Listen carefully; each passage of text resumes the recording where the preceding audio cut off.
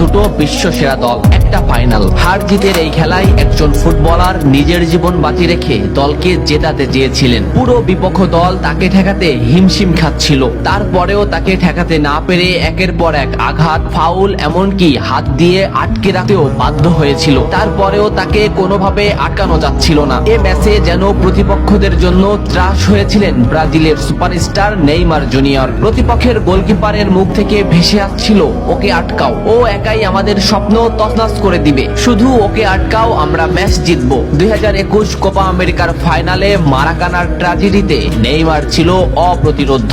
স্মৃতির পালে হাওয়া দিয়ে চলুন দেখি এ ম্যাচে নেইমার প্রতিপক্ষদের জন্য কতটা দুর্বিষহ ছিল। এক অসাধারণ স্কিল দিয়ে ম্যাচটা শুরু করেন নেইমার। লো সেলসোর মাথার উপর দিয়ে এক অসাধারণ ড্রাবলে বল নিয়ে নেইমার বিপক্ষ দলকে বুঝিয়ে দিলেন যে এই ম্যাচটি হবে নেইমারময়। এই মোমেন্টটা লক্ষ্য করুন, মাঝ মাঠে বল, ক্যাসিমিরো নেইমারকে বল দিল। এই মোমেন্টে পিছন থেকে দি বল, সামনে থেকে আর্জেন্টিনার আরেক